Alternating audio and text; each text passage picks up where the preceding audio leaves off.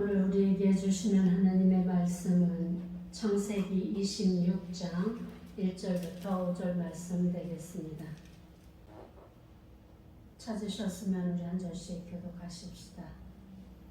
아브라함 때에 첫 흉년이 들었더니 그 땅에 또 흉년이 들매 이삭이 그랄로 가서 블레셋 왕 아비멜렉에게 이르렀더니 여호와께서 이삭에게 나타나 이르시되 애굽으로 내려가지 말고 내가 네게 지시하는 땅에 거주하라. 이 땅에 거주하면 내가 너와 함께 있어 내게 복을 주고 내가 이 모든 땅을 너와 내 자손에게 주리라. 내가 내 아버지 아브라함에게 맹세한 것을 이루어 내 자손을 하늘의 별과 같이 번성하게 하며 이 모든 땅을 내 자손에게 주리니 내 자손으로 말미암아 천하 만민이 복을 받으리라. 함께합니다.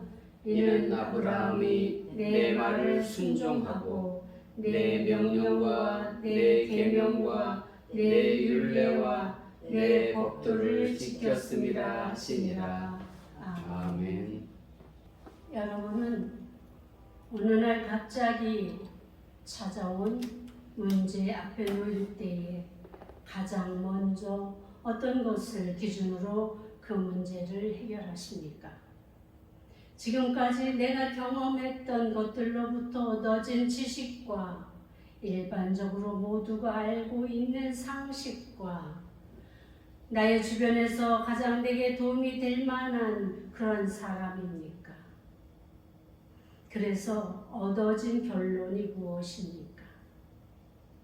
오늘의 주인공이 우리에게 닥쳐온 문제 앞에서 어떤 태도를 보이고 어떤 해결책을 찾았는지를 살펴보고자 하는 것입니다. 오늘의 주인공은 당시 만인의 부러움 속에 태어난 아브라함의 아들 이삭의 이야기입니다. 때는 이미 아브라함은 세상에 없고 이삭이 아브라함의 것을 물려받아서 장성하여 결혼까지 하고 잘 살고 있었던 시점이었습니다. 그런데 갑자기 흉년이 들어서 가나안에서 살 수 없는 지경에 이르렀고 애굽으로 내려가려고 근방에 있는 블레셋이라는 나라의 그랄 지방에서 살고 있었던 시기입니다. 그랄 지역은 지중해 연안 곡창지대로 생활 여건이 좋아서 많은 사람들이 모여 살았던 곳입니다. 아브라함도 한때 가나안의 기근이 닥칠 때에 이곳에서 생활을 하기도 했습니다.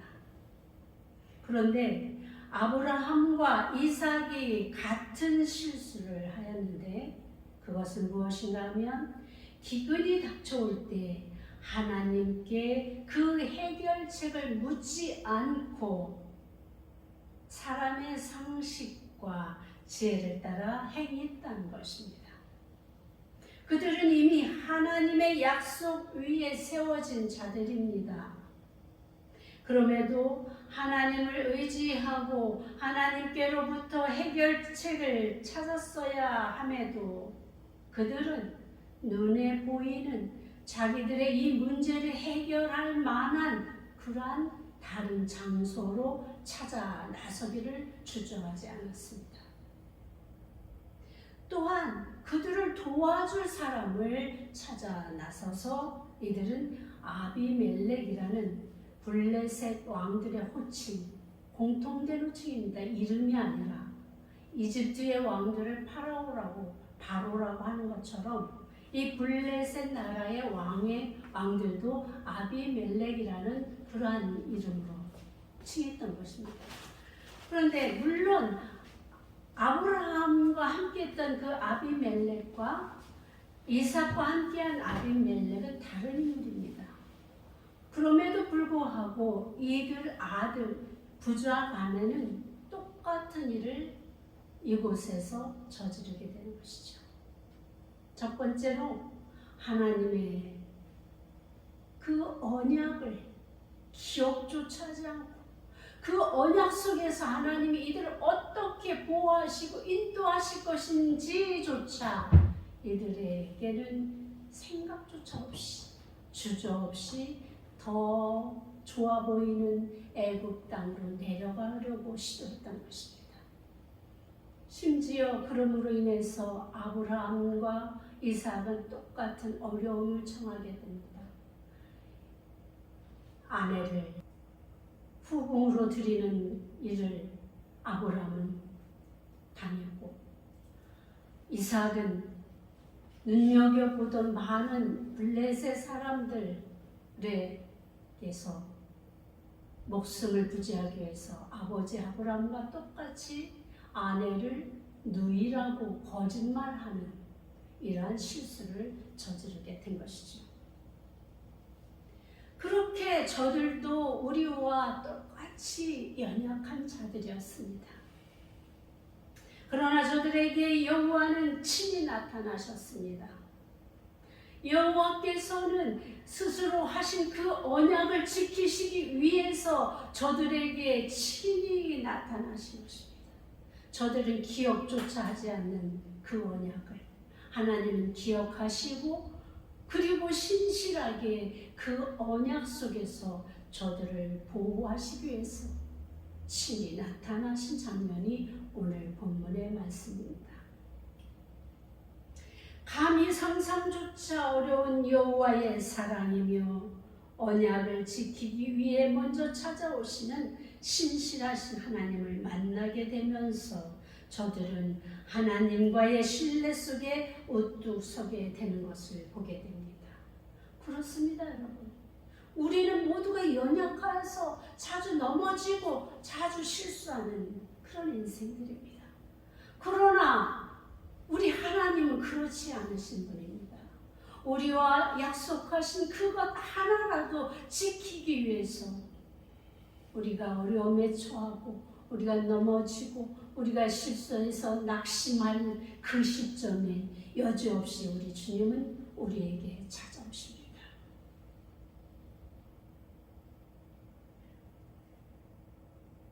아버지 아브라함에게는 하나님이 오셔서 무슨 말씀을 하십니까? 하나님은 아브라함에게 너는 나만 믿고 따라와라. 떠나라. 지금 있는 이곳에서 떠나라. 이렇게 명령하셨습니다. 아들 이삭에게는 머물러라. 거주하라. 그런 명령을 내리신 것입니다. 그러나 공통적인 말씀은 바로 내가 내게 지시하는 땅이어야 한다는 것입니다. 아브라함에게 떠나라 할 때도 내가 내게 지시할 땅으로 떠나라 이 말씀이었고, 이삭에게도 마찬가지로 내가 내게 지시한 땅에 거주하라, 머물러라 이렇게 말씀하셨습니다. 그러니까 공통적인 것은 무슨 말씀입니까? 내가 내게 지시한 땅에 그곳에 있으라는 것입니다. 아브라함도 이삭도 오늘 우리에게도 하나님은 내가 내게 지시한 땅에 머물러라 이렇게 말씀하신 것입니다. 여기에 우리가 복 있게 사는 비결이 있습니다. 하나님은 하나님이십니다. 맞습니까? 우리는 한치 앞을 내다볼 수 없어서 이리저리 방황하며 실수하는 인생을 살게 되지만, 하나님은 우리의 모든 것의 주인이시며 주관자이십니다. 그래서 모르시는 것이 없고 못하시는 것이 없으신 전지전능의 하나님이십니다. 그러기에 하나님은 자신의 언약 백성들에게 품어두신 뜻이 있으시고, 또한 그들에게 좋은 것을 주시기를 기뻐하시는 분이시기에 하나님의 뜻으로 이끄시며 가장 좋은 것을 주시기 위해서 바로 내가 내게 지시한 땅을 말씀하고 있는 것입니다. 그것을 우리가 잘 알지 못할 때에 하나님은 천사를 통해서 선지자들을 통해서 때로는 직접적인 현현으로 나타나심으로 이렇게 바른 길로 인도하십니다. 3절을 보니까 이 땅에 거류하면 이라는 말씀이 나옵니다. 이 말씀은 마치 무슨 조건을 내세우는 듯한 한글 번역과는 다르게 원문은 너는 이 땅에 거하라 명령형으로 되어 있습니다. 내가 이 땅에 거하면 내가 이것을 주겠다 이 조건을 내세우면서 우리에게 타협하시는 게 아니라 무조건적으로 너는 이곳에 머물러라 라고 명령하시는 것입니다. 다시 말하면 약속의 땅 가나안을 떠나지 말고 그 안에 머물러 있어라가 되는 것입니다. 우리가 생각할 때는 지금 당장 기근이 든 먹을 것이 없어지는 이 땅에서 빨리 피해서 먹을 것이 풍요한 곳으로 찾아 나서는 것이 가장 지혜 있는 자요 현명한 판단인 것 같지만 그렇지 않다는 것입니다. 하나님께서는 세상의 상식과 누가 봐도 지혜 있는 자와 같이 기근이 들어 먹고 살 것이 없어지는 그것을 떠나는 것이 현명한 판단이 아니라 하나님께서 저들에게 약속하신 그 약속의 기반 위에 서라고 말씀하시는 것입니다. 지금 눈에 보이는 상황은 떠나야 하는 것이 맞습니다. 그러나 이 모든 상황을 주관하시는 분이 바로 우리 하나님이시기에 우리는 그 하나님의 약속을 믿고 눈에 보이는 것에 현혹되지 말고 그 하나님 말씀에 순종하는 사람, 그 삶이 바로 우리에게 복을 주는 그러한 하나님의 은혜가 머무르는 그런 가장 기본이 된다라는 것을 말씀하고 있는 것입니다. 하나님 약속 안에서 그 약속을 신실하게 이행하심을 보여주시겠다고 지금 하나님이 선언하고 계신 것입니다. 그렇다면 누구를 따르는 것이 참 상식이고 참 지혜입니까? 세상 누구라도 하나님의 약속 위에 머무른 자가 현명한 자요 참 지혜 있는 자입니다.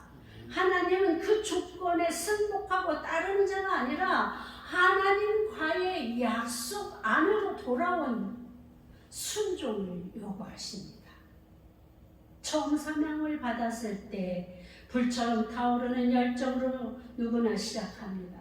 그런데 상황이 어려워지고 조건이 복잡해지면 제일 먼저 하는 것이 마음속에 의심이 일어납니다. 이거 맞아? 이거 진짜 사명이야? 하나님이 주신 것이야?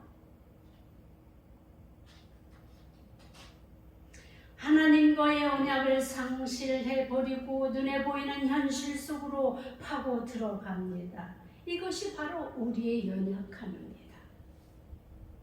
그런데 여러분 오늘 이삭 앞으로 하나님께서 친히 나타나셔서 아버지 아브라함과의 언약을 기억하게 합니다.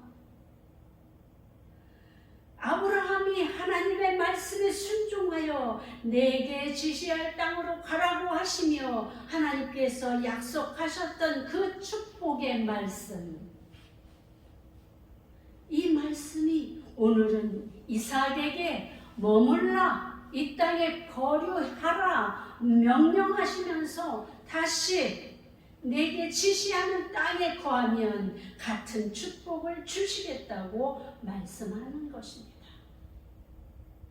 아버지 아브라함이 순종하였으므로 이삭이 복을 받게 되었고 또 이삭이 하나님 앞에 이 땅에 거류하라는 그 명령에 순종함으로 이삭의 후손들이 영원한 주의 축복의 언약 속에 머물러 있을 수 있게 된 것임을 우리는 기억해야 되는 것입니다. 이삭과 새로운 언약을 맺어서 이제 예수 그리스도로 영원한 구원에 이르는 그 축복까지도 약속하신 것입니다. 믿음의 후손인 우리도 이 축복의 언약 속에 놓여 있습니까? 있습니까? 아멘. 당연합니다. 단지 우리도 아브라함처럼 이삭처럼 또 그 자손들처럼 하나님의 말씀에 순종하고 내 명령과 내 계명과 내 율례와 법도를 지켜야 이 은혜 안에 머무를 수 있게 된다는 사실을 반드시 기억하시기 바랍니다. 하나님께서 여러분에게 떠나라고 말씀하신 것은 어느 곳입니까? 하나님께서 여러분에게 이곳에 머물러라라고 말씀하신 곳은 또 어디입니까? 그곳이 어디든 우리는 떠나야 하고 또 그곳이 어디든 우리는 그곳에 머물러야 하는 것입니다. 단지 우리는 하나님이 지시하시는 그곳에 있어야 하는 것입니다. 이제 이삭은 애굽으로 내려가지 않습니다. 하나님의 명령 앞에 순종합니다. 12절을 보니까 이삭이 그 땅에서 농사하며 그 해에 100배나 얻었고 여호와께서 복을 주심으로 13절 그 사람이 창대하고 왕성하여 마침내 거부가 되어 양과 소가 떼를 이루고 종이 심이 많음으로 이렇게 기록되어 있습니다. 이들이 이 기적과 같은 일을 우리는 어떻게 이해해야 합니까? 이삭뿐만 아니라 주변의 사람들이 보기에 그 땅에서 살 수 없을 환경에 놓였기 때문에 이들이 떠나려고 했습니다. 그런데 하나님께서 거류하라라고 말씀하시니 그 말씀에 순종하고 그 험악한 상황 속에 머물러 있게 되는 이삭의 모습을 우리는 보십시다. 비상식적이고 비현실적인 것 같은 이 이삭의 판단은 결국 1년이 채 가지도 않아서 오늘 어떤 기적을 이뤄냈습니까? 이것이 바로 하나님의 역사입니다. 하나님의 능력입니다. 하나님의 은혜입니다. 하나님은 이렇게 하실 수 있는 분입니다. 남들은 다 어려움 속에 거하는 그 기근 속에 있을지라도 이삭은 농사를 지었더니 어떻게 되었다고요? 100배의 결실을 얻었다고 이야기합니다. 뿐만 아니라 여호와께서 복을 주심으로 이것이 키포인트입니다. 이삭이 특별한 방법으로 농사법을 개발해서 농사를 지은 것이 아닙니다. 여호와께서 복을 주심으로 이런 결과를 얻었다는 것이에요. 창대하고 왕성하고 양과 소가 떼를 이루고 종인 심이 많음으로 얼마나 이 놀라운 결과를 얻게 되었습니까? 우리는 이 모습을 보면서 우리가 아직도 우리의 당한 상황 속에 하나님의 말씀을 듣기를 원하지 않고 하나님이 내게 어떤 뜻을 두고 계신지 여쭙지도 않고 내 마음대로 경거망동하시겠습니까?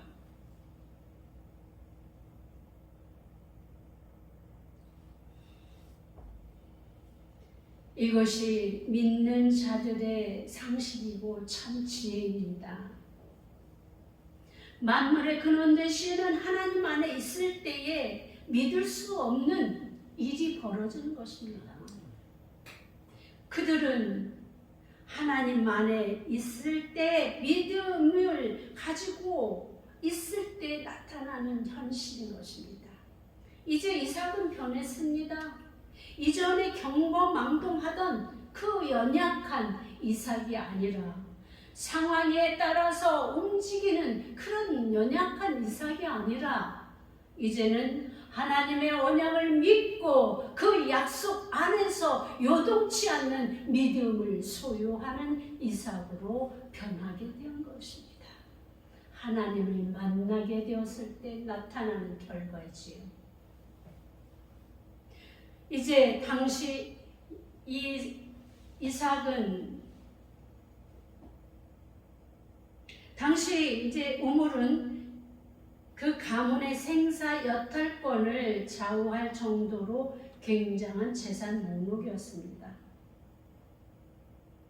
양도 많아지고 소도 많아지니까 더 필요해진 것이 우물입니다. 사람도 많아지고, 그런데 이 당시에는 우물은 정말 이 우물을 차지하기 위해서 전쟁도 불사하는 그러한 만큼 귀중한 가치를 소유한 것입니다.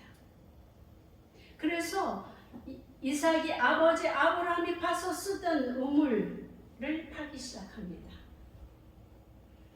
당연히 아버지가 쓰시던 우물이었기 때문에 이삭이 그 우물의 소유권을 주장할 수도 있는 것입니다. 그런데 이 우물을 받지만 그랄 목자들이 빼앗았습니다. 지금 이삭이 어떤 사람으로 변했는지를 보여주는 그 내용으로 우물에 대한 이야기가 나오고 있는 것입니다.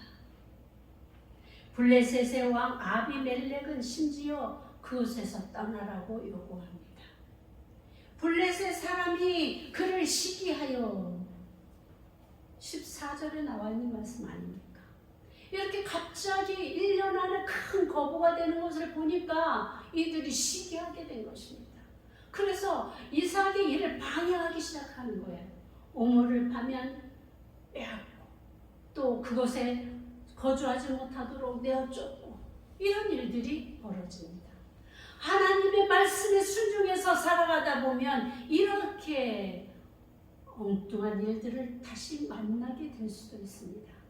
그렇다고 해서 바로 포기하시겠습니까? 아닙니다. 이삭은 그렇게 하지 않았습니다. 바로 이삭이 다른 곳으로 그곳을 떠나 그랄 골짜기에 장막을 치고, 그러니까 지금까지 살았던 이삭의 그 장막은 왕이 살고 있을 정도로 좋은 땅이었죠. 그 근처에서 살았단 말이죠. 그런데 이 아비멜렉이 와서 떠나달라고 요구를 하니까 골짜기로 피할 수밖에 없었던 거예요. 골짜기는 아무래도 사람이 거주하기에는 불편한 것이지요. 그럼에도 불구하고 이삭이 불평했다던가 원망했다던가 저주했다던가 이런 말은 한마디도 기록되지 않습니다. 그저 말 없이 그랄 골짜기에 장막을 치고 거기 거류하며 그 아버지 아브라함 때 팠던 우물들을 다시 팠으니, 이렇게 해서 몇 번을 파게 됩니까? 3번. 한 번 팠더니 그들이 와서 빼앗습니다. 2번 팠습니다. 2번을 팠는데 또 쫓아와서 뺐습니다. 그러니까 또 다른 곳으로 피하여서 3번째 곳으로 갔습니다. 그랬더니 이제 그들이 빼앗지 않았다고 이야기하고 있습니다. 다투지 않았다라고 말씀하고 있는 것입니다. 3번을 참으면 살인도 막을 수 있다는 말이지요. 여기에서 우리는 믿음으로 세워진 이삭의 변화된 삶을 엿볼 수 있습니다. 아버지 아브라함과의 언약 속에 바로 서지 못했던 이삭이 세상의 지식과 상식으로 삶을 살았던 옛 모습은 버려지고 하나님의 약속 위에 굳건히 세워질 때 오히려 싸우는 사람이 아니라 화평을 맺는 사람으로 변하게 된 것입니다. 이삭이 유약해서 싸움을 피한 것이 아니라 어떠한 상황 속에서도 함께 하실 하나님을 신뢰하였던 것입니다. 이번에 봤던 것 빼앗기고 다른 곳으로 가서 파면 하나님 거기서도 또 물을 얻게 하실 것이다 라는 믿음이 이삭에게 있기 때문에 이삭은 말없이 그들에게 우물을 내어주었던 것입니다. 그 하나님께서 약속하신 그 축복을 기대하며 하나님의 율법과 계명과 명령을 따라 살기를 힘쓰며 1년 내에 이미 약속을 행하신 하나님의 열심히 저를 성장시키고 계신 것 아니겠습니까? 화평케 하는 자는 복이 있나니 저희가 하나님을 볼 것이며 하나님을 만날 수 있게 됩니다. 우리는 모든 문제 앞에서 하나님을 만나면 해결됩니다. 모든 문제를 하나님께 내어놓고 하나님께 아뢰고 하나님께서 해결자가 되어주시면 우리 모든 근심과 염려와 걱정이 사라지게 되어 있습니다. 그런데 왜 우리는 그것을 하지 않는 것입니까? 한 번 하고 아무 이상이 변화가 없을 때 포기하십니까? 그렇게 여러분들은 신뢰도 없이 하나님이 여러분들을 향한 뜻이 무엇인지조차 묻지도 않고 내가 원하는 것 그것만 얻기 위해서 한두 번 기도하고 1, 2년 기도하고 포기하시겠습니까? 하나님만 만나면 주실 은혜가 이렇게 크고 무궁무진한데 그것이 1년이 안 되면 5년이 안 되면 20년 동안 안 되면 어떻습니까? 50년 후에라도 우리에게 허락하시면 그것이 하나님의 은혜고 하나님의 뜻인 것입니다. 제가 결혼해서 우리 시아버님이 당시에는 믿지 않으셨습니다. 그래서 결단을 하고 제가 성미를 뜨기 시작했습니다. 성미를 뜨면서 기도를 했습니다. 하나님, 우리 아버님 예수 믿는 사람 되게 해주세요. 그렇게 했는데 한 10년 가까이 그렇게 한 것 같아요.